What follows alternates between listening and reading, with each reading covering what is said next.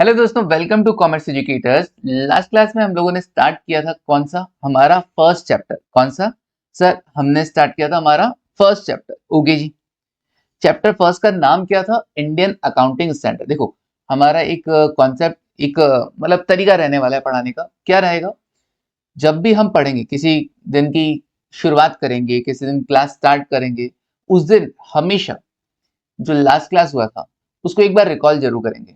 क्यों? क्योंकि रिवीजन से ही क्या होगा, कॉन्सेप्ट स्ट्रांग होने वाले हैं। तो आप, मुझे पता है ना, कई बच्चे बड़े नालायक होते हैं, तो वो रिवाइज करे ना करे जो भी है, मैं एक बार के लिए, मान लो किसी भी रीजन से आप रिवाइज नहीं कर पाए, कल के लिए, कल सर रिश्तेदार आ गए थे हमारे तो घर पे, है ना, तो अब हम रिवाइज नहीं कर पाए।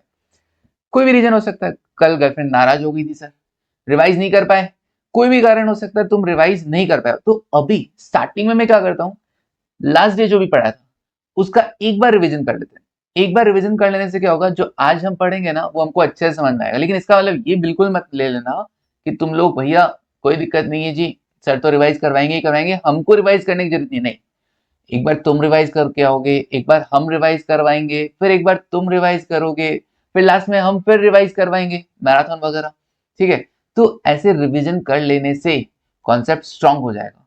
ठीक है, तो चलो देखो फटाफट से क्या पढ़ा था sir. Chapter number 1 Indian accounting standard. कौन से सेक्शन में? तुम्हारे सीएफआर में जो सेक्शन ए दे रखा है, जहां पे तुमको स्पेसिफिक अकाउंटिंग स्टैंडर्ड्स पढ़ने हैं, टोटल 12 इंडेक्स पढ़ने हैं, वहां पर उसी पोर्शन के लिए हमने ये पढ़ा है chapter number 1 Indian accounting standard. यहाँ पर हमने क्या पढ़ा था सर? सबसे पहले हमने देखा था कि एएस क्या होता है, अकाउंटिंग स्टैंडर्ड बने क्यों हैं। These are the standardised treatment किसका सर? ट्रांजेक्शंस का। Obviously they enable stakeholder to compare. इससे आप क्या कर पाते हो? कंपेयर कर पाते हो अपने कंपनी के डेटा को पिछले साल के डेटा से, करंट ईयर के डेटा को प्रीवियस ईयर के डेटा से, और खुद की कंपनी के डेटा को किसी दूसरी कंपनी के डेटा से। ओके, और आउटसाइडर्स जो यूजर्स होते हैं, फाइनेंशियल स्टेटमेंट के यूजर्स जो है, स्टेक होल्डर्स हैं, वो क्या कर पाते हैं? मतलब डिबेंचर होल्डर हो गया, लोन प्रोवाइडर हो गया, बैंक वाले हो गए, क्रेडिटर्स हो गए। ठीक है, ये सब भी क्या कर सकते हैं? आपकी कंपनी के डेटा को किसी और कंपनी के डेटा से कंपेयर कर सकते हैं। इन्वेस्टर्स हो गए। ओके सर, ऐसा किया क्यों जाता है? ताकि आपकी जो फाइनेंशियल स्टेटमेंट है वो true and fair picture present करे। ग्लोबल हिस्ट्री के अंदर हम जब गए थे, का कोई जमाने में यूएस गैप चलता था, ठीक है ना, इंटरनेशनल लेवल पे। फिर उसको उनको लगा कि यार चेंज करना चाहिए, तो फिर वो इंटरनेशनल अकाउंटिंग स्टैंडर्ड कमिटी बनाए, और इंटरनेशनल अकाउंटिंग स्टैंडर्ड कमिटी ने इशू किया इंटरनेशनल अकाउंटिंग स्टैंडर्ड। फिर उनको कुछ टाइम बाद अब ये भी लगने लगा कि नहीं जी, और नए एएस की जरूरत है, और नए इंटरनेशनल स्टैंडर्ड्स की जरूरत है। तो फिर उन्होंने कहा कि चलो एक काम करते हैं, इंटरनेशनल अकाउंटिंग स्टैंडर्ड कमिटी को बदलो, अब क्या लेके आ जाओ? इंटरनेशनल अकाउंटिंग स्टैंडर्ड बोर्ड लेके आ जाओ। और कुछ नया तो लाना ही पड़ता है ना, कहते हैं ना, परिवर्तन ही संसार का नियम है।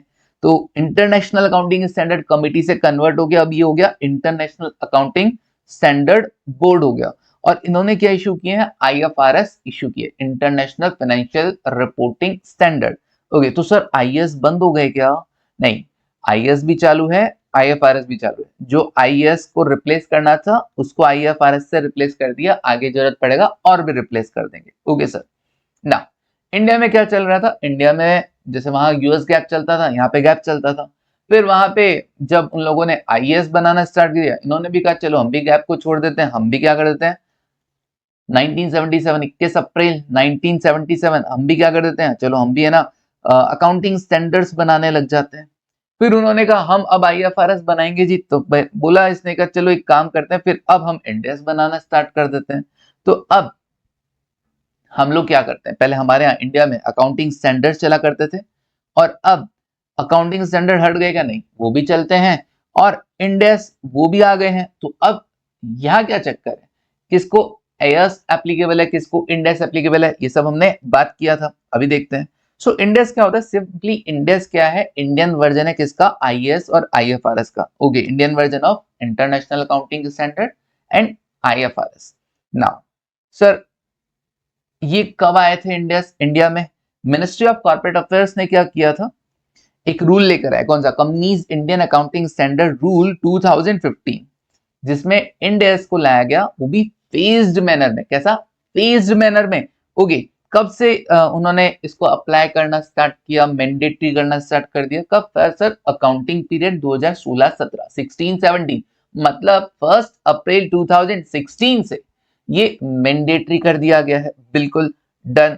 चलिए आगे बढ़ते हैं सर ये अब वो फेज मैंने बताएंगे। बिल्कुल पहला जो आ गया ना, देखो फर्स्ट जो फेज में भी क्या ना, इनके फेज जो है वो भी अलग तरीके से बटे हुए। कैसे? सबसे पहले इन्होंने बात किया कॉर्पोरेट के लिए, कॉर्पोरेट कंपनीज, उसमें अदर देन किसको? बैंक को नहीं, एनबीएफसी को नहीं, इंश्योरेंस को नहीं। ओके, और म्यूचुअल फंड को भी अपन ने बाद में अलग से रखा था। तो बाकी उसके अलावा जो कंपनीज है, नॉर्मल कंपनीज है, बैंकिंग नहीं होना चाहिए, एनबीएफसी नहीं होना चाहिए, इंश्योरेंस नहीं होना चाहिए, इन कंपनीज को बोला कि देखो तुम्हारे लिए 1 अप्रैल 15 से भी हमारे ऑप्शनल रखा है, तुम चाहो तो इंडेक्स फॉलो कर सकते हो अपनी इच्छा से, वॉलंटरीली। हाँ, लेकिन 1 अप्रैल 2016 से तो हम मैंडेटरी अप्लाई कर देंगे, लेकिन किस पर अप्लाई करेंगे? ऐसी कंपनीज चाहे लिस्टेड हो चाहे अनलिस्टेड, जिसका नेटवर्थ 500 करोड़ या उससे ज्यादा का हो जाए, लिस्टेड हो चाहे अनलिस्टेड, जिसका नेटवर्थ 500 करोड़ या उससे ज्यादा हो जाए। फिर भैया एक बार अगर उस कंपनी पर अप्लाई हो गया इंडेक्स, तो उसकी holding, subsidy, joint venture, associate, उस पर भी अप्लाई हो जाएगा। Very good. ओके, फिर आया 1 अप्रैल 2017, बोला कहा कि भैया अब आएगा क्या? 1 अप्रैल 2017 का। इस डेट से किस किस के लिए मैंडेटरी होगा? इस डेट से मैंडेटरी किसके लिए होगा? का जितनी भी लिस्टेड कंपनीज है, जितनी भी लिस्टेड कंपनीज है या जो अंडर लिस्टिंग है ना, लिस्टिंग की प्रोसेस में, उन सब पर अभी अप्लाई हो जाएगा। उस पर अब नेटवर्थ मत चेक करना। ओके, और जो अनलिस्टेड कंपनीज है उनका नेटवर्थ अभी भी चेक करना। उनका नेटवर्थ 250 करोड़ या उससे ज्यादा का है ना, तो उस पर इंडेक्स अप्लाई हो जाएगा 1 अप्रैल 2017 से। 500 करोड़ या उससे ज्यादा का तो पहले अप्लाई हो गया था, 1 अप्रैल 16 से ही हो गया था। लेकिन अब कौन सी कंपनी जो 250 करोड़ या उससे ज्यादा का है लेकिन 500 करोड़ से कम का है? ओके, फिर उसके बाद क्या भैया? रिश्तेदार तो फंसेंगे ही फंसेंगे, दोस्त लोग तो, है ना। चलिए, तो उन पर भी इंडेक्स एप्लीकेबल हो जाएगा। मतलब इन पर डायरेक्टली नहीं हुआ, इन पर क्या हुआ? इनडायरेक्टली एप्लीकेबल हो जाएगा, क्योंकि इसके भाई पर एप्लीकेबल हो गया। तो भैया भाई पर हुआ तो इस पर भी एप्लीकेबल हो जाएगा। नाउ नेक्स्ट, फिर क्या होगा? Companies that are listed on the SME exchange stock, SME मतलब क्या बोलते हैं इसको sir? Small and medium enterprise. भूल गया सर? हाँ नहीं, भूला नहीं है, थोड़ा सा हाँ गड़बड़। Small and medium enterprises. Okay, SME exchange पर जो कंपनीज लिस्टेड है भैया का, उनको है ना, not required to apply Ind AS. उनको इंडेक्स आपको फॉलो करने का जरूरत नहीं है, आपको अपना फाइनेंशियल स्टेटमेंट इंडेक्स के अकॉर्डिंग बनाने का जरूरत नहीं है। और एक बात कान खोलकर सुन लेना, क्या एक बार तुमने इंडेक्स अप्लाई कर लिया, चाहे अपनी इच्छा से चाहे मैंडेटरी तुमको अप्लाई हो गया, दोनों ही केसेस में तुम वापस कभी मुड़कर नहीं देख सकते। मतलब वंस एप्लीकेबल ऑलवेज एप्लीकेबल। एक बार इंडेक्स अप्लाई करना स्टार्ट कर दिए ना, तो हमेशा ही रखना पड़ेगा। मतलब सर गंदी आदत थोड़ी है, लत थोड़ी है कि हाँ एक बार इंडेक्स चालू कर लिया, लेकिन है जो है, बोला है गवर्नमेंट ने, वापस बैक जाने का कोई ऑप्शन नहीं है। ओके, बता था ना वो शादी वाला एग्जांपल। बिल्कुल, the company who satisfied the above criteria in an accounting year, जिस भी, जैसे वो नेटवर्थ वाला क्राइटेरिया, मैंने कहा भैया 31 मार्च 2016 को अगर नेटवर्थ का क्राइटेरिया फुलफिल हो रहा है, तो 1 अप्रैल 2016 से ये क्या हो जाएगा? एप्लीकेबल हो जाएगा। और हालांकि मैंने ये भी कहा था कि कंपनीज के केस में ये नेटवर्थ कब से चेक करना चालू कर देंगे? 31 मार्च 2014 से चालू कर देंगे। 14 एंडिंग, 15 एंडिंग, 16 एंडिंग। अगर इन तीनों में से किसी भी ईयर में उसका नेटवर्थ जो भी स्पेसिफाइड क्राइटेरिया है उसको क्रॉस करता है, तो उस पर इंडेक्स एप्लीकेबल हो जाएगा 1 अप्रैल 16 और 1 अप्रैल 17, जैसा भी केस होगा। 1 अप्रैल 15 से तो वैसे भी क्या है, वॉलेंट्रीली है। 16 और 17 से मैंडेटरी अप्लाई हो जाएगा, जैसा भी केस होगा। ओके, क्या सर एसएफएस बनाने में एप्लीकेबल है कि सीएफएस में भी एप्लीकेबल है? पहली बात तो एसएफएस सीएफएस होता कैसा? एसएफएस मतलब मैं अपना अपना अपना खुद का एसेट, खुद का लायबिलिटी बैलेंस शीट में शो कर रहा हूं, खुद का इनकम, खुद का एक्सपेंसेस अगर मैं पीएनएल में शो कर रहा हूं तो होता है एसएफएस। लेकिन मान लो मेरी कोई सब्सिडियरी कंपनी भी है, मेरे कोई जॉइंट वेंचर भी है, मेरा कोई एसोसिएट कंपनी भी है, तो अभी मैं क्या करूंगा? मेरे को अपना एसएफएस तो प्रिपेयर करना ही करना है, मेरे को अपना एसएफएस तो प्रिपेयर करना ही करना है, प्लस मेरे को CFS भी प्रिपेयर करना होगा, कंसोलिडेटेड फाइनेंशियल स्टेटमेंट। इन सबको मिलाते हुए मुझे अपना क्या करना पड़ेगा सर, CFS भी बनाना पड़ेगा, कंसोलिडेटेड फाइनेंशियल स्टेटमेंट भी प्रिपेयर करना पड़ेगा। होल्डिंग कंपनी को, हाँ होल्डिंग कंपनी को प्रिपेयर करना पड़ेगा। होल्डिंग कंपनी बोलेगी जॉइंट वेंचर वाले कंपनी, या सब्सिडी कंपनी को बोलेगी भाई सब्सिडी कंपनी, या एसोसिएट को बोलेगा भाई एसोसिएट कंपनी, तुम अपने डेटा है ना मेरे को भेज दो, मैं उन डेटा को मर्ज करके अपना एक मिलाकर कंसोलिडेटेड फाइनेंशियल स्टेटमेंट तैयार करूंगा।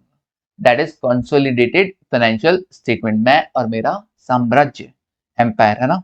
ओके ठीक है जी। तो CFS पे भी एप्लीकेबल हो जाएगा। हाँ मान लो जो कंपनी है होल्डिंग कंपनी जिसको मैंने H लिखा, अगर उस पर इंडेस एप्लीकेबल है तो आज पढ़ेंगे अपन, आज पढ़ेंगे। अब तुम्हारे मन में सवाल आ रहा होगा सर इस पर इंडेस एप्लीकेबल है, इसकी जॉइंट वेंचर या इसकी सब्सिडी या इसकी एसोसिएट इस पर थोड़ी ना एप्लीकेबल है। लेकिन अपन ने बोला ना कि भैया अगर इंडेस किसी कंपनी पर एप्लीकेबल है तो उसके जितने भी यार दोस्त हैं उस पर भी इंडेस एप्लीकेबल हो जाएगा। चलो डन है, हाँ जी डन है। आगे देखते हैं और भी कुछ अच्छे अच्छे केसेस आएंगे ना, क्वेश्चन करेंगे आज अपन। नाउ रिमेनिंग कंपनीज, बाकी कंपनी जो इस क्राइटेरिया में नहीं है उसको वो अभी भी AS फॉलो करे, अकाउंटिंग स्टैंडर्ड्स को फॉलो करेगा। चलिए अभी बढ़ते हैं और आगे। NBFC के लिए क्या क्राइटेरिया, NBFC के लिए बोला कि 1 अप्रैल 17 से एप्लीकेबल हो जाएगा। किन पर, चाहे लिस्टेड हो चाहे अनलिस्टेड NBFC हो, नेटवर्थ 500 करोड़ या उससे ज्यादा का होना चाहिए। अच्छा 1 अप्रैल 19 से किस पर एप्लीकेबल हो जाएगा, 1 अप्रैल 19 से हो जाएगा सर जितनी भी लिस्टेड NBFCs हैं उन पर, या लिस्टिंग की प्रोसेस में उन पर तो एप्लीकेबल हो ही जाएगा। जो अनलिस्टेड है उनका वही क्राइटेरिया 250 करोड़ और मोर वाला। यार दोस्त पर भी क्या लगा देना, तुम इंडेस अप्लाई कर देना। उसके बाद हम क्या करेंगे सर, क्या इनको भी वॉलंटरीली अप्लाई करने का कोई मौका मिलेगा? नहीं, इनको वॉलंटरीली अप्लाई करने का कोई मौका नहीं, वो सिर्फ कॉर्पोरेट के लिए, कंपनीज के लिए है, NBFC के लिए। कॉर्पोरेट रोड मैप बोलते हैं और एक बोलते हैं NBFC का रोड मैप। तो कॉर्पोरेट वाले में जो अप्रैल 16 है 17 है वहां तक का, उनको अप्रैल 15 से भी अलाउड है, वो अपनी इच्छा से कर सकते हैं, कोई दिक्कत नहीं है। वो आज भी कोई कंपनी अपनी इच्छा से अगर इंडेक्स फॉलो करना चाहे कर सकती है, लेकिन NBFC नहीं कर सकती। NBFC अपनी इच्छा से कोई भी इंडेक्स फॉलो नहीं कर सकती है। ओके इंडेक्स फॉलो नहीं करना है उसको, उसको अगर एप्लीकेबल है तभी उसको इंडेक्स फॉलो करना है, वरना उसको अपनी इच्छा से वो इंडेक्स फॉलो नहीं कर सकती। नाउ इसमें नेटवर्थ कब से चेक किया जाएगा, इसमें नेटवर्थ चेक किया जाएगा 31 मार्च 2016 से, 16 एंडिंग 17 एंडिंग और 18 एंडिंग, है ना। और चालू किधर से हुआ, 1 अप्रैल 18 से। Okay done. चलिए 18 और 19 बैंक इंश्योरेंस कंपनीज अभी तक, बैंक एंड इंश्योरेंस कंपनीज पर अभी तक एप्लीकेबल मतलब बन गया है, तैयार हो गया है, फिर भी रोक दिया गया है, डेफर कर दिया गया है, तो अभी नहीं अप्लाई होता है इंडेस। तो अपनी इच्छा से कर सकते हैं, नहीं इनको भी अपनी इच्छा से नहीं करने का, बिल्कुल भी नहीं करने का। तुम अपनी इच्छा से बिल्कुल भी इंडेस फॉलो मत करना, बैंकिंग और इंश्योरेंस कंपनीज। म्यूचुअल फंड का इन पर एप्लीकेबल हो गया कब से, 1 अप्रैल 2023 से, हालांकि अपने मॉड्यूल में नहीं है। ये एक एक्स्ट्रा नॉलेज मैंने आपको दे दिया है, बट है तो है, क्या कर सकते हैं। चलिए नेटवर्थ, सर आप इतनी देर से नेटवर्थ नेटवर्थ किए जा रहे हो, नेटवर्थ कैलकुलेट कैसे होगा, paid up share capital plus reserve and surplus से नेटवर्थ बनता है। तो paid up share capital reserves out of जो प्रॉफिट्स क्रिएट हुए हैं, प्लस सिक्योरिटीज प्रीमियम भी नेटवर्थ का पार्ट है, लेकिन जो भी एक्यूमुलेटेड लॉसेस हैं, डेफर्ड एक्सपेंडिचर है, कोई एक्सपेंडिचर जो अभी तक राइट ऑफ नहीं हुआ है, ये सब आपके रिजर्व में से कम होने वाले आइटम है। अब आ गया आपके पास net worth, but net worth does not include, net worth में क्या शामिल नहीं है, does not include reserves created out of revolution of asset, मतलब कोई रिवोल्यूशन रिजर्व है उसको नेटवर्थ का हिस्सा मत मानना।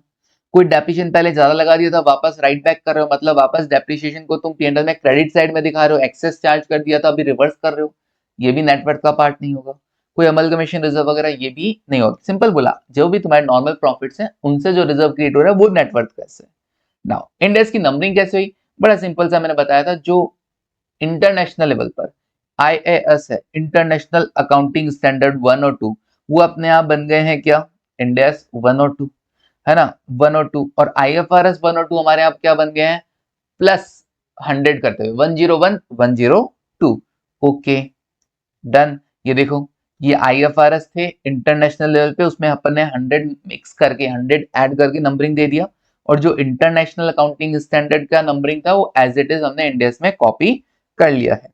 तो सर ये बिल्कुल इंटरनेशनल का कॉपी मारा क्या? नहीं, इंटरनेशनल का कॉपी नहीं मारा। हमने क्या किया था, उसमें कुछ कार्व आउट करते हुए हमने क्या किया था, इंडेक्स बना दिए गए हैं। चलिए, कार्व आउट मतलब कुछ चीजें हटा दी गई, कुछ चीजें ऐड कर दी गई। CARVE, carve out. हाँ, मान लो किसी को मेरा बोला हुआ समझ में नहीं आता हो, है ना, तो मैंने स्पेल करके भी बता दिया। चलिए, अब हमारा आज का 15 मिनट लगे, रिकॉल करवाया होगा। क्लास थोड़ी बड़ी हो सकती है उससे, लेकिन रिवीजन बहुत जरूरी है। रिवीजन बहुत जरूरी है, आपको मजा आ जाएगा ना, मजा आ जाएगा। मान लो कभी आप जल्दी में हुए लास्ट में, तो स्टार्टिंग के अगर 15-15 मिनट का ये जो हम रिवीजन करते हैं, अगर आप ये करते गए तो भी आपका मामला बढ़िया हो जाएगा। हर क्लास को, पूरे दिन का क्लास आपको रिकॉल हो जाएगा। चलिए, कॉन्सेप्ट है ना, क्वेश्चंस तो थोड़ी ना रिकॉल करवाएंगे। अब जैसे मान लो नेक्स्ट हम चैप्टर स्टार्ट करेंगे, चैप्टर नंबर 2, उसमें आप चैप्टर नंबर 1 के क्वेश्चन नहीं होंगे, वो आपको अलग से करना पड़ेगा। अच्छा, हर एक क्वेश्चन को तरीके से लिखोगे अपने रजिस्टर में। रजिस्टर नहीं लेके बैठे हो तो अभी स्टॉप कर देना इस वीडियो को और रजिस्टर लेके बैठना। रजिस्टर लेके बैठना, हर एक क्वेश्चन के आंसर को प्रॉपरली लिखना। मैं भी लिखूंगा, आप भी लिखोगे। लिखने से ही वो चीजें याद होती है ना। PDF दे दो सर, उससे कुछ नहीं होता है, PDF से कुछ नहीं होता है ना। ढंग से एकदम बढ़िया से एकदम लिख लिख कर प्रिपेयर करना होगा। चलिए, वन बाय वन अब हम क्वेश्चंस देख लेते हैं। ओके, तो स्टार्ट करते हैं हमारा पहला क्वेश्चन। अच्छा सर, टोटल कितने क्वेश्चन है वो तो बताइए। टोटल है ना आपके यहाँ पे मैंने 8 क्वेश्चंस दिए हैं। ओके, एक बार हम क्या करेंगे मैं तुमको बताता हूँ। हम क्या सिर्फ 8 ही क्वेश्चंस होते हैं क्या? देखो अभी इसमें तो वैसे भी ज्यादा नहीं है, आगे भी जब हम और इंडेक्स करेंगे, आज बाकी चैप्टर्स पढ़ेंगे, तो कॉन्सेप्ट और कॉन्सेप्ट रिलेटेड क्वेश्चंस आपको यहाँ पर मिल जाएंगे। फिर मतलब सफिशिएंट क्वेश्चंस आपको मिल जाएंगे। फिर एड ऑन प्रैक्टिस के लिए आपको एक क्वेश्चन बैंक और मिल जाएगा, वो अलग से लास्ट में, वो सबसे लास्ट में सॉल्व करेंगे, अभी नहीं। वो मिक्स क्वेश्चंस में हम सॉल्व कर लेंगे, है ना। अभी हम नहीं करेंगे, चैप्टर और चैप्टर वाइज सफिशिएंट क्वेश्चंस किए जाएंगे। फिर एड ऑन क्वेश्चंस हुआ, कोई MCQ क्वेश्चंस हुए, वो सब लास्ट में, वो सब लास्ट में। ओके, देखो प्रैक्टिस एकदम बढ़िया से होगा। सर हमको मॉड्यूल उठाने की जरूरत है क्या? नहीं होगा। तुम्हारे जो भी मॉड्यूल के क्वेश्चंस होंगे वो सब प्रैक्टिस क्वेश्चंस में तुमको मिल जाएंगे, है ना। जो भी काम के होंगे, जो इररिलेवेंट है, जो काम का ही नहीं है, मॉड्यूल वालों ने इतना गंदा क्वेश्चन दे रखा है जो समझाने लायक ही नहीं है, वो नहीं बताया जाएगा। इसलिए एक एक क्वेश्चन ढूंढ कर देखने की जरूरत नहीं है कि मॉड्यूल में ये क्वेश्चन है, सर ने करवाया कि नहीं करवाया। वो अपने आप आपके प्रैक्टिस क्वेश्चंस में ऐड हो जाएगा। अभी ढूंढने की कोशिश मत करना, बिल्कुल भी नहीं। जैसा पढ़ाया जा रहा हूँ पूरा भरोसा रखते हुए, पूरा विश्वास के साथ पढ़ना, आगे जाके कहीं कोई आपको दिक्कत नहीं आने वाला है, ये मेरी गारंटी है। नाउ अब देखो क्वेश्चन नंबर फर्स्ट क्या कह रहे हैं। Following is the snapshot of audited balance sheet of company A as on 31 March 2014। Company A's equity shares are listed on Bombay stock exchange. Okay, इसका मतलब ये लिस्टेड कंपनी है, बिल्कुल। अब लिस्टेड कंपनी है, इसका 31 मार्च 14 का आपको बैलेंस शीट दे रखा है। लाइबिलिटीज है, एसेट्स है, equity capital, securities premium, general reserve, regulation reserve, P&L liabilities, a total fixed asset, investment, current asset, business expenditure not yet return off as per road map, which phase company A fall into. पहली बात तो listed है, उसमें phase 1 या phase 2, तो अप्रैल 16 या अप्रैल 17 ये बताना है।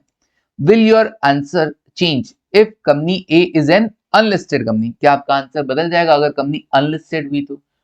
सर अनलिस्टेड में तो, लिस्टेड तो क्या होता है, पहले तो साल तो कोई दिक्कत नहीं, 1 अप्रैल 16 में तो कोई दिक्कत नहीं, चाहे लिस्टेड हो अनलिस्टेड, 500 करोड़ क्राइटेरिया रहता है नेटवर्थ का। लेकिन 1 अप्रैल जब 17 फेज जो सेकंड आता है, वहां पे क्या होता है, वहां पे मामला बदल जाता है। लिस्टेड कंपनीज पर तो एप्लीकेबल इंडिया होगा ही होगा, अनलिस्टेड में देखना पड़ता है 250 करोड़ और मोर। तो सबसे पहले हम क्या करते हैं, सबसे पहले हम नेटवर्थ वगैरह और देख लेते हैं, और नेटवर्थ कैसे कैलकुलेट किया जाएगा, और फिर हम बात करेंगे कि लिस्टेड और अनलिस्टेड दोनों के केस में। चलो साथ साथ लिखना है, बिल्कुल साथ साथ क्वेश्चन का सॉल्यूशन आपको लिखना होगा। क्या रहेगा sir? Equity share capital, sir paid up share capital आता है, बिल्कुल। सिक्योरिटीज प्रीमियम आता है, बिल्कुल आता है। जनरल रिजर्व, बिल्कुल any reserve out created out of profits आएगा यहाँ पर। रिवोल्यूशन रिजर्व नहीं, रिवोल्यूशन रिजर्व नहीं आएगा। ओके, पी एंड एल, बिल्कुल पी एंड एल आएगा, नेटवर्थ का पार्ट बनेगा। ओके, तो कैपिटल आ जाता है सर, सिक्योरिटी में आ जाता है, reserves created out of profit आ जाता है, माइनस क्या करना होता है, कोई डेफर्ड एक्सपेंडिचर, कोई मिसलेनियस एक्सपेंडिचर, ठीक है, इस तरीके से कोई लॉसेस वगैरह वो आपको लेस कर देने होते हैं, तो ये वाला आइटम यहाँ पे लेस कर देंगे। तो क्या क्या हुआ देखो,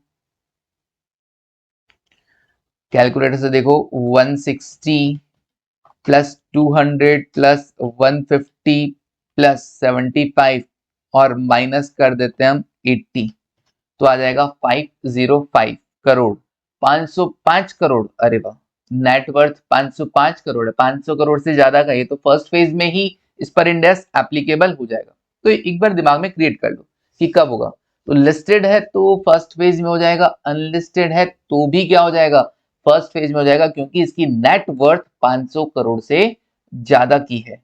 ओके, तो 500 करोड़ से जो भी ज्यादा थी, चाहे लिस्टेड चाहे अनलिस्टेड, उसको फेज 1 पे ही इंडेक्स एप्लीकेबल हो जाना था। तो लिख लें इसका आंसर फटाफट से। चलो देखो, मेरे पास लिखा हुआ है ना, तुम उस पर दिमाग मत लगाना, मैं फिर से तुम्हारे लिख दूंगा। ये देखो सर, लिखा हुआ है तो वही दिखा दो, नहीं जरूरत पड़ेगी तो देखेंगे, वरना नहीं, है ना। देखो लिखो मेरे साथ, सर आप मेहनत कर रहे हो बिल्कुल। क्वेश्चन नंबर 1, सबसे पहले लिस्टेड की बात कर लेंगे फिर अनलिस्टेड। इफ कौन सी कंपनी थी, कंपनी ए होगी, कंपनी ए अगर लिस्टेड कंपनी हो तो क्या होगा, if company A is listed company, if company A is listed company,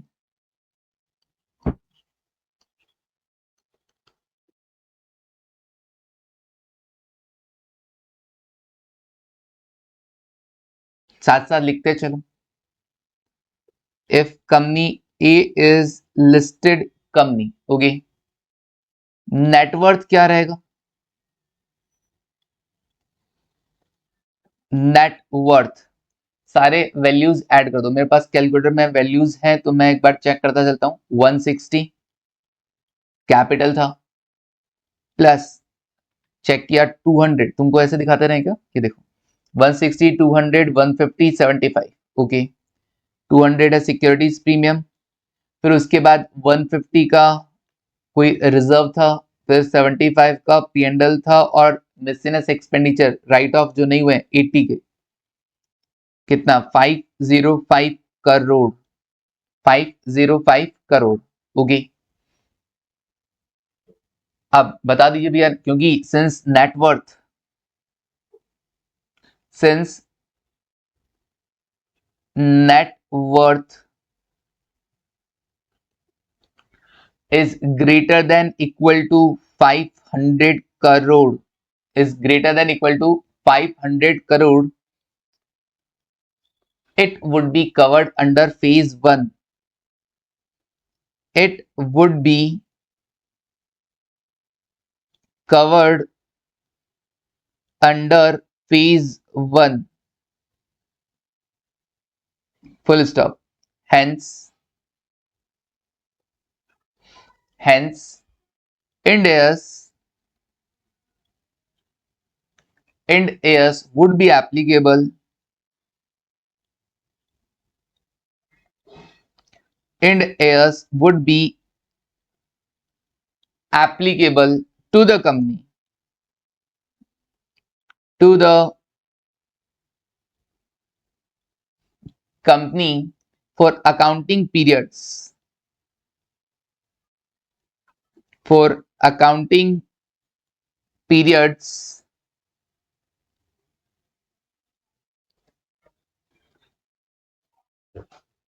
beginning on or after 1st April 2016। Okay, तो लैंग्वेज मैंने यहाँ पे आपको लिखा है कि भैया किस तरीके से लिखना है। नेटवर्थ क्योंकि 500 करोड़ से ज्यादा का है, ये कौन से फेज में आ जाएगा, फर्स्ट फेज में आ जाएगा। So Ind AS would be applicable to the company, कहां से एप्लीकेबल हो जाएगा, for the accounting period, on और आफ्टर 1 अप्रैल 2016, यही लैंग्वेज आपको लिख के आना है, 2-4 बार लिखोगे याद हो जाएगा।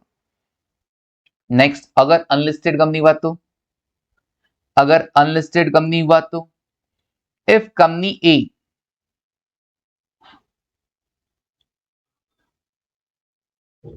if company A is unlisted company,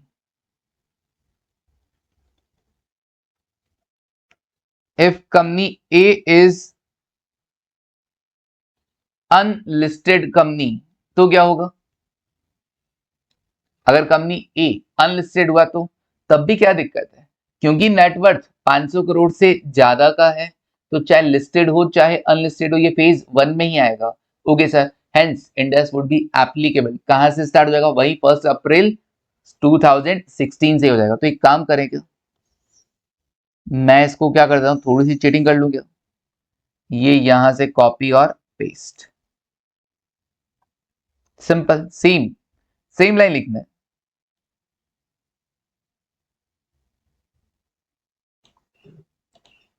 okay, done.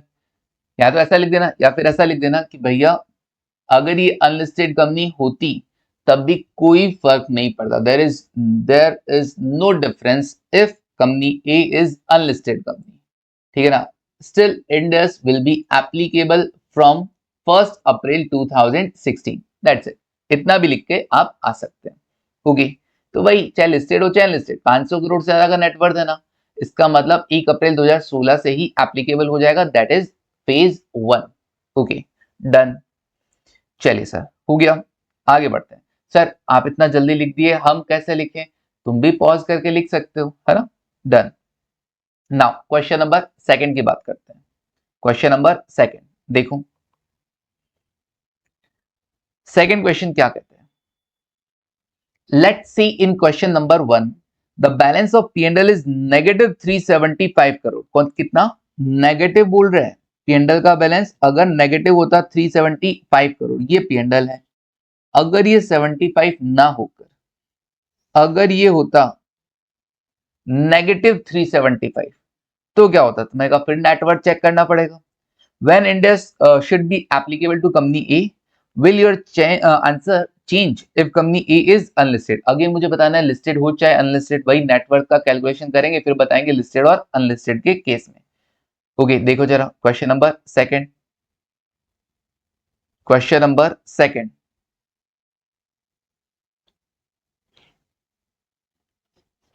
Okay,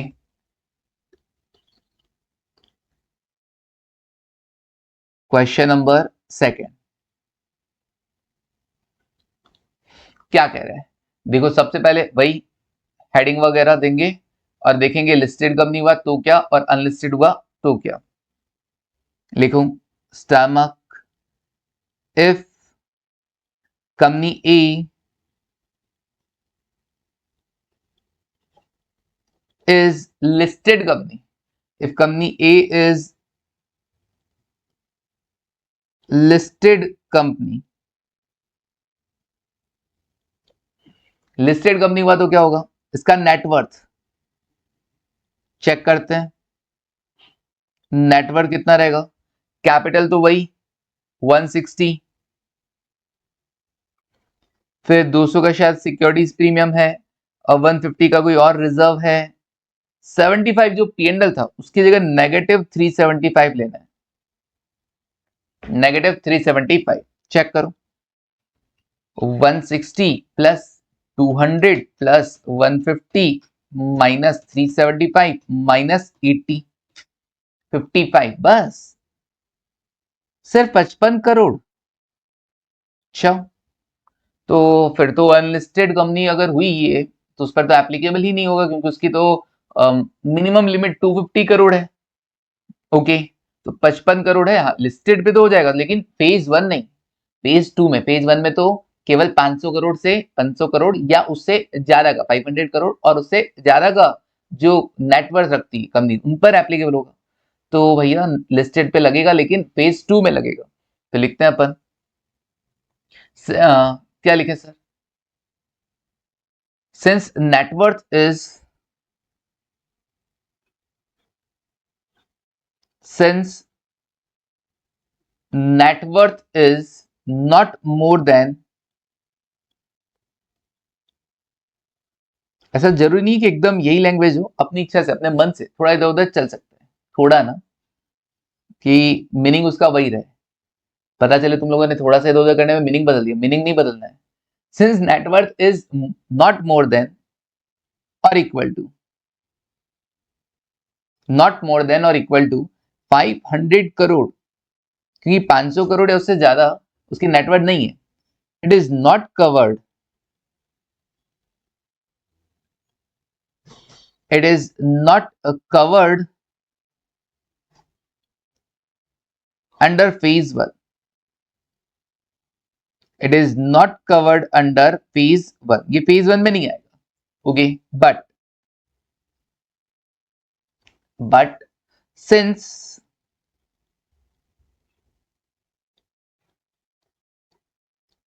company A is listed company,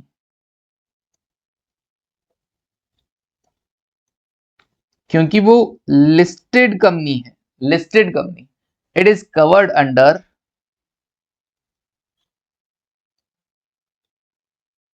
it is covered under phase 2, it is covered under phase 2, okay, hence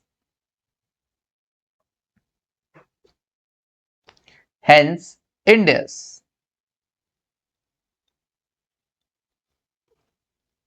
would be applicable, hence Ind AS would be applicable to the company,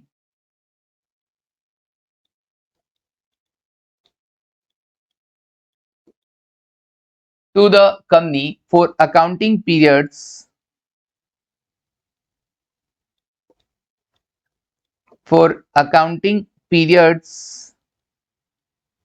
कब से applicable हो जाएगा sir? Phase 2 है तो corporate के case में phase 2 1 अप्रैल 2017 से, तो फॉर अकाउंटिंग पीरियड्स बिगिनिंग कहां से शुरू हो रहा है? ऑन और आफ्टर, ऑन और आफ्टर 1 अप्रैल 2017, तो 1 अप्रैल 2017 से जो भी अकाउंटिंग पीरियड स्टार्ट हो गया, उसके बाद जो भी अकाउंटिंग पीरियड स्टार्ट होगा, एक बार applicable, once applicable, always applicable, तो बस वहां से ही इंड एस स्टार्ट हो जाएगा, अप्लाई करना, फॉलो करना, उनको अपने फाइनेंशियल स्टेटमेंट इंड एस को ध्यान में रखते हुए प्रिपेयर करने होंगे। Now second, if company A is unlisted company, if company A is unlisted company, company A क्या है? अनलिस्टेड कंपनी, तो क्या होगा सर? तो अगर अनलिस्टेड है, नेटवर्थ का क्राइटेरिया भी फुलफिल नहीं कर रही है, ना 500 करोड़ ना 250 करोड़, तो बस फिर इस पर इंड एस एप्लीकेबल नहीं होगा, तो लिख देते हैं end S is not applicable, Ind AS is not applicable in this case. Ind AS applicable नहीं होगा as net worth criteria, जो कि नेटवर्थ क्राइटेरिया वो मेट आउट ही नहीं हो रहा है, is not met out, simple. चलिए डन, आगे बढ़े नेक्स्ट क्वेश्चन की तरफ। ओके चलें क्वेश्चन थर्ड की तरफ। क्वेश्चन नंबर थर्ड क्या कह रहा है? The net worth of company B, question number 3, net worth of company B an unlisted company, okay unlisted company की बात हो रही है, 600 करोड़, अच्छा 600 करोड़ आगे तो 500 करोड़ से ज्यादा, इसका मतलब फेज 1 में इस पर एप्लीकेबल हो जाएगा। 31 मार्च 14 को, तो 14 को है तो हम 1 अप्रैल 16 से इस पर इंड एस एप्लीकेबल कर देंगे phase 1। However due to losses incurred in financial year 14-15, अरे बहुत बुरा हुआ, लॉसेज हो गए इसके, और नेटवर्थ डाउन होकर कितना हो गया 400 करोड़, 500 करोड़ से नीचे हो गया। कब? 31 मार्च 15 को। 1 अप्रैल 2016 से इंडेक्स के बारे में सोचना है। 1 अप्रैल 2016 से इंडेक्स के बारे में सोचना है, क्योंकि 15 से तो वॉलंटरीली अप्लाई होता है। 16 से सोचना है, उसका क्राइटेरिया हमको नेटवर्क कब से देखना होता है? 14 से देखना होता है।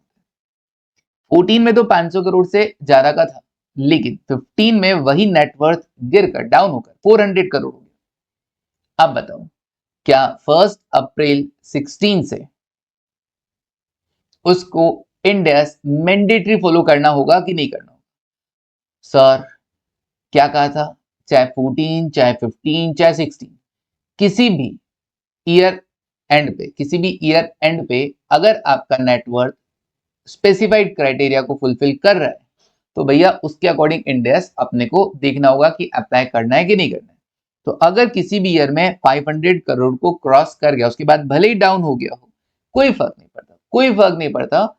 अभी भी आपको 1 अप्रैल 2016 से ही इंडेक्स फॉलो कर लेना होगा।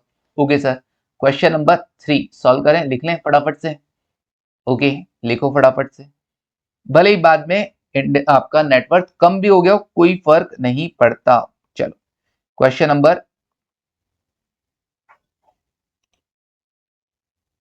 ये इसको पता नहीं क्या हो जाता है, चलते हैं question number 3। Question number 3। Okay, देखो क्या लिखोगे। कंपनी का नाम क्या था इस बार? कंपनी बी, अनलिस्टेड है। हाँ, तो लिखो company B is an unlisted company, is an unlisted company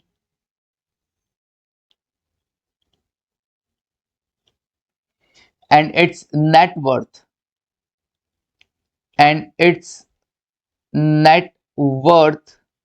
कितना था? 600 करोड़ था। कब? 31 मार्च 2014 को। was rupees 600 crore, 600 crore as on 31st March 2014, as on 31st March 2014। okay, as on 31st March 2014। ठीक है जी। इट वुड बी कवर्ड, किधर कवर होगा? It would be covered under phase 1,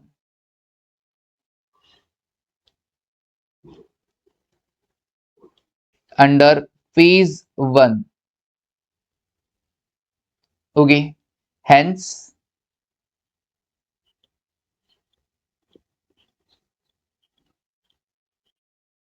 Ind AS would be applicable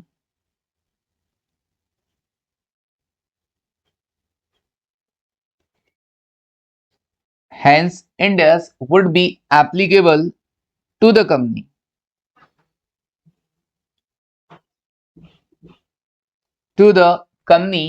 for accounting period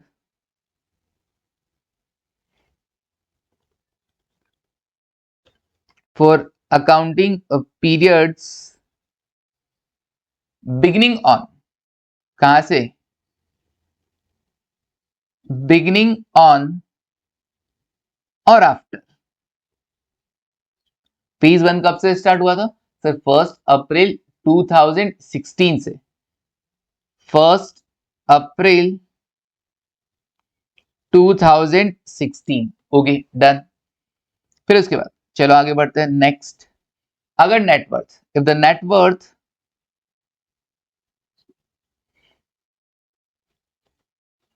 sir वो fall हो गई थी ना, उसके बारे में लिख देते हैं। इफ नेटवर्थ थ्रेशहोल्ड, नेटवर्थ जो अमाउंट है, थ्रेशहोल्ड क्राइटेरिया जो आपको फुलफिल करना था, threshold criteria for a company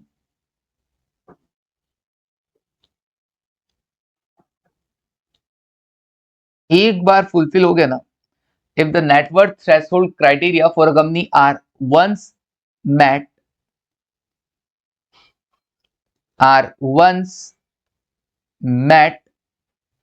then it shall be required, then it shall be required to comply with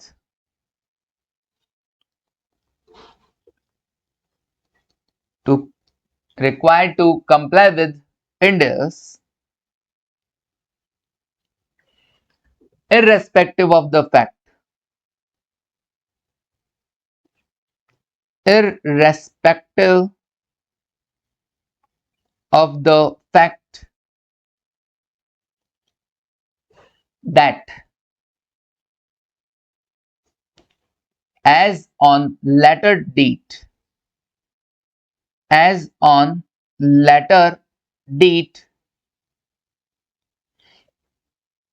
its net worth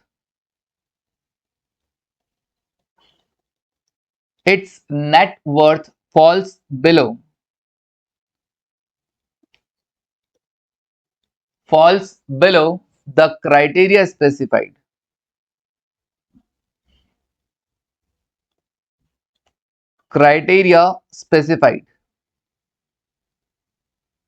okay कोई फर्क नहीं पड़ता कि बाद में जो नेटवर्क का क्राइटेरिया स्पेसिफाइड क्राइटेरिया से अगर वो लिमिट जो थ्रेशोल्ड लिमिट है उससे अगर आपकी नेटवर्क वापस डाउन भी चले जाती कोई फर्क नहीं पड़ता एक बार एप्लीकेबल हो गया ना एक बार मेट आउट हो गया ना कोई फर्क नहीं पड़ेगा आगे लेटर पीरियड्स में चलिए मतलब 1 अप्रैल 16 से एप्लीकेबल हो जाएगा डन ओके ये हो गया क्वेश्चन नंबर आपका 3 now question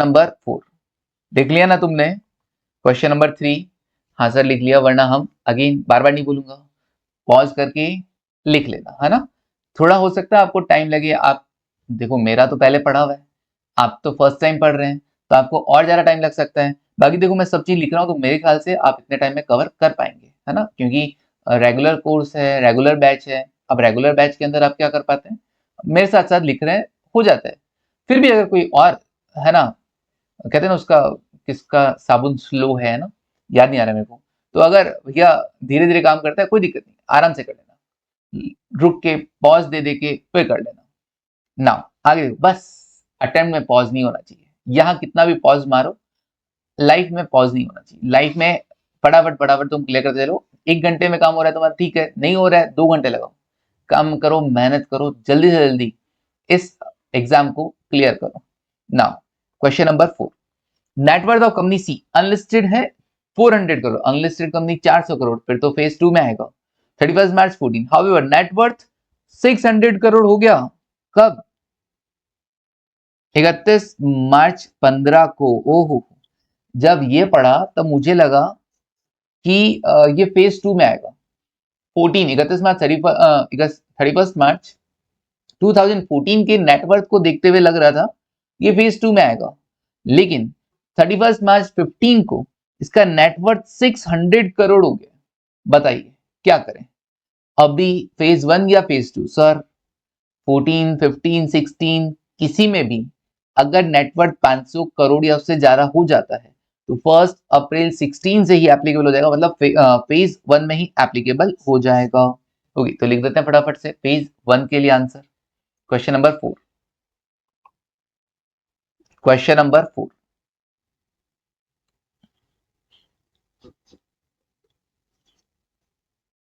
okay question number 4 क्या कहते हैं company C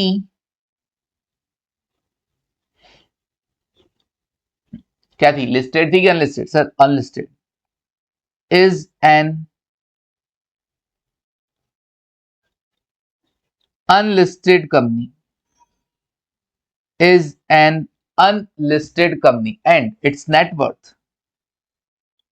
and its net worth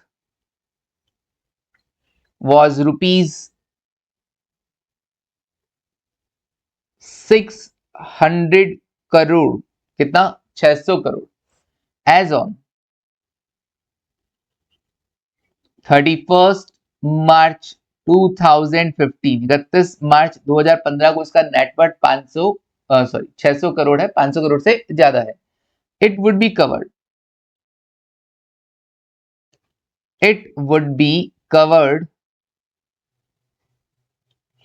under phase 1।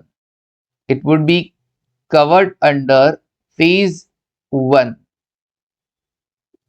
Simple. Hence phase 1 में आ गया तो इंडेक्स कब से अप्लाई होगा वो बता दो। हेंस मैंने लैंग्वेज है ना बिल्कुल सेम रखा है हर क्वेश्चन में, जैसे हमको वो याद हो जाए। Hence index would be applicable, hence index would be applicable to the company for accounting periods, for accounting periods beginning on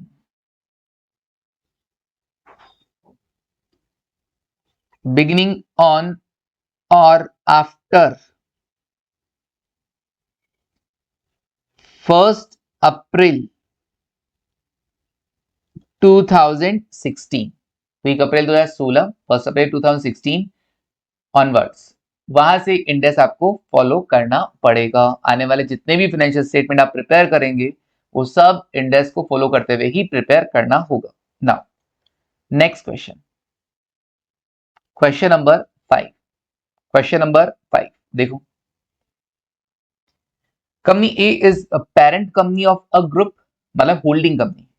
company A is an unlisted company having net worth, कितना इसका net worth 60 crore as on 31 March 2014। Following are the other companies of the group, क्या क्या है? Company B है, ये भी unlisted है, और कंपनी सी है, ये भी अनलिस्टेड है। ये जो बी कंपनी है वो ए की सब्सिडियरी, और जो सी है वो बी की सब्सिडियरी। ओके, कंपनी बी का नेटवर्थ 600 करोड़ है और कंपनी सी का नेटवर्थ 150 करोड़ है। केवल एक ही 500 करोड़ से ऊपर का है, बाकी ये तो और ये दो तो 250 करोड़ के क्राइटेरिया को भी फुलफिल नहीं कर रहे हैं, क्योंकि अनलिस्टेड है तो हमको 250 वाला देखना पड़ेगा। Whether index be applicable to company A B and C. हाँ, एक बच्चे के दिमाग में सही है सर, एक कंपनी पर एप्लीकेबल होगा तो उसके दोस्तों पर भी एप्लीकेबल होगा ना। बिल्कुल, यार दोस्त भी फंसेंगे ना, बिल्कुल फंसेंगे, ठीक है ना। और अगर इसने किसी बच्चे ने इस कॉन्सेप्ट पे ध्यान नहीं दिया तो वो भी फंसेगा, समझा क्या? बिल्कुल। तो देखो क्वेश्चन नंबर 5 ध्यान से। सबसे पहले तो जो उसने बोला ना हम लिख देते हैं, कंपनी ए अनलिस्टेड कंपनी है, कंपनी ए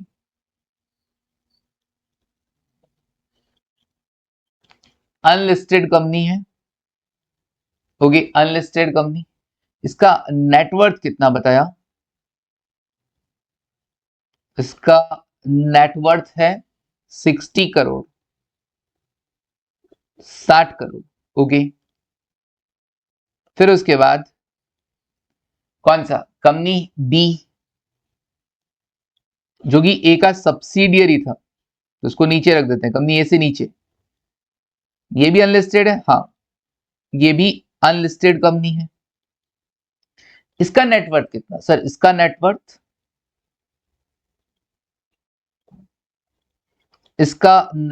कितना? 600 करोड़। देखो क्लास है ना 1 घंटे से ज्यादा की हो सकती है कभी कभार, जब हम क्वेश्चंस कर रहे हो, रेलेवेंट क्वेश्चंस हो, ज्यादा नहीं हो, जिसको 2 पार्ट में मैं डिवाइड नहीं कर सकता, स्प्लिट नहीं कर सकता, वो क्लास लंबी होगी, है ना, वो क्लास लंबी हो सकती है। ओके, उसमें टाइम नहीं देखना होता ना। नेटवर्थ 60, नेटवर्थ 600 करोड़, और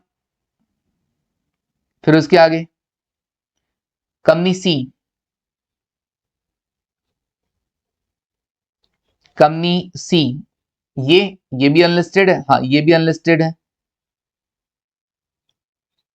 अनलिस्टेड कंपनी होगी। इसका नेटवर्थ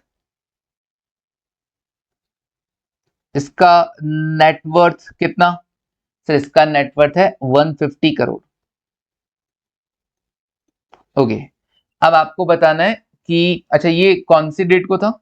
ये 31 मार्च 14 को था, 31 मार्च 2014 को 14। अब बताइए किस पर इंडेक्स एप्लीकेबल है और किस पर नहीं है। तो मैंने कहा देखो जी, सबसे पहले अगर मैं बात करूं, जो मुझे साफ साफ दिखाई दे रहा है वो है कंपनी बी। कंपनी बी का नेटवर्थ 600 करोड़ है, जो कि 500 करोड़ से ज्यादा का है, तो इस पर फेज 1 में ही इंडेक्स एप्लीकेबल हो जाएगा। फिर उसके यार दोस्त, उसकी होल्डिंग कंपनी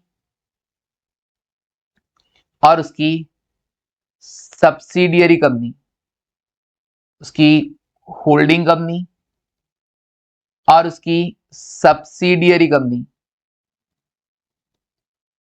ऑब्वियसली उन पर भी इंडेक्स एप्लीकेबल हो जाएगा। डायरेक्टली नहीं होगा, क्योंकि डायरेक्टली क्या है, वो अनलिस्टेड है, उनकी नेटवर्थ 60 करोड़ है, 150 करोड़ है, जो कि 250 करोड़ से कम है। तो ना फेज 1 ना फेज 2 दोनों में एप्लीकेबल नहीं है। लेकिन क्योंकि वो किसकी संगत में रहते हैं, कंपनी बी की संगत में रहते हैं, तो कंपनी बी पर अगर इंडेक्स एप्लीकेबल है तो उन पर भी एप्लीकेबल होगा। बताया था ना, holding, subsidy, joint venture and associate अगर हुआ उस पर्टिकुलर कंपनी का जिस पर इंडेक्स एप्लीकेबल है, तो उन होल्डिंग, उनकी सब्सिडियरी, उनकी एसोसिएट, उनके ज्वाइंट वेंचर, उस पर भी इंडेक्स एप्लीकेबल हो जाएगा।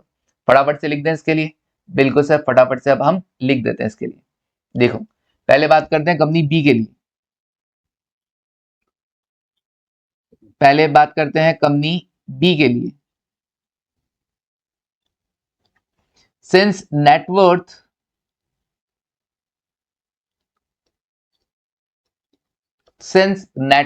Is greater than equal to कितना, 500 करोड़, 500 करोड़ या उससे ज्यादा का है, as on 31 March, as on 31 March 2014, 31 March 2014 को, it is covered, it is covered under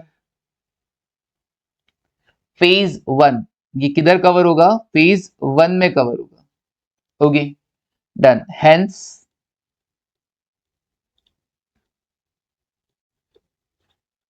Ind AS is applicable, hence Ind AS is applicable from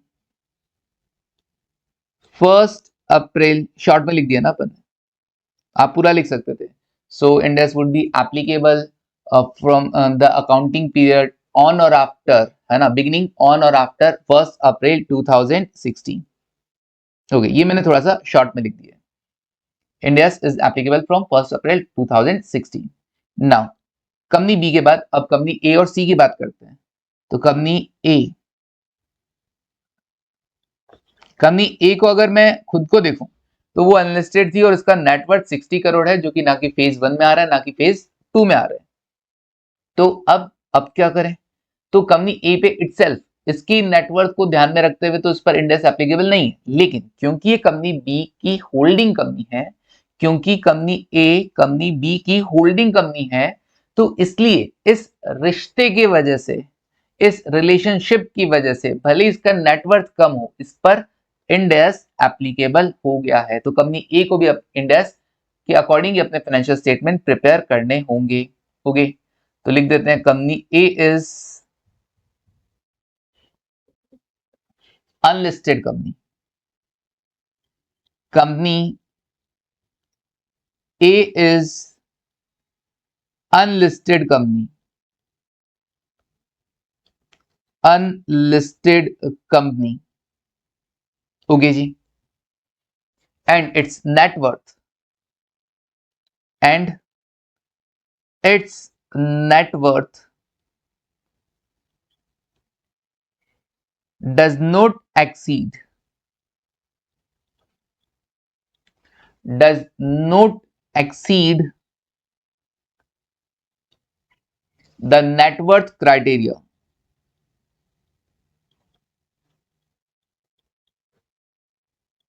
does not exceed the net worth criteria। Okay, unlisted company है और उसका net worth criteria को exceed नहीं कर रहा है। However, फिर भी, हाउएवर, अभी दोस्ती को बताना, however company A is, company A is parent company of company B, parent company of company B of company B, hence Ind AS would also be applicable. Hence Ind AS would also be applicable on it. Okay, on it, done. Ind AS इस पर भी applicable है। कब से? वही 1 April 2016 से। Ind AS would also be applicable on it for the accounting period beginning on or after 1 April 2016. Okay, on it for accounting periods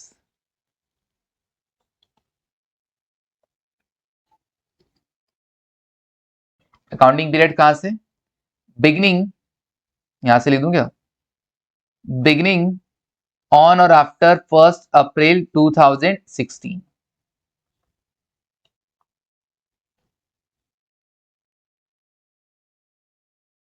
ये लो जी,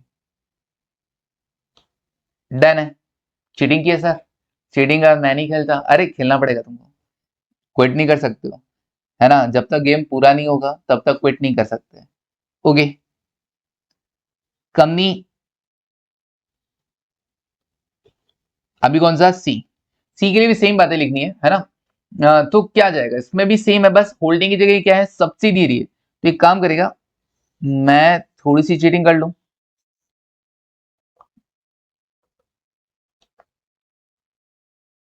ये थोड़ा सा नीचे शिफ्ट करते हैं ना इसको। ओके, तब तक तुम अपना आंसर लिखो, तब तक तुम अपना आंसर लिख सकते हो। कंपनी क्या क्या चेंज हुआ? Company C is unlisted company, its net worth does not exceed the net worth criteria, क्योंकि इसका नेटवर्थ भी तो कितना है? 150 करोड़ ही तो है। ओके, तो hence company C, however company C is parent नहीं, subsidiary company of company B, hence Ind AS would also be applicable on it for the accounting period beginning on or after 1 April 2016। Okay, तो लिख देता हूं company C is unlisted, net worth इसका fulfil नहीं कर रहा criteria. However, company C is subsidiary company of company B, hence Ind AS would also be applicable on it for accounting period beginning on or after 1 April 2016। Done है? चलिए, हो गया। ये question हमारा कंप्लीट हो गया है, कंपनी बी, कंपनी ए और कंपनी सी का।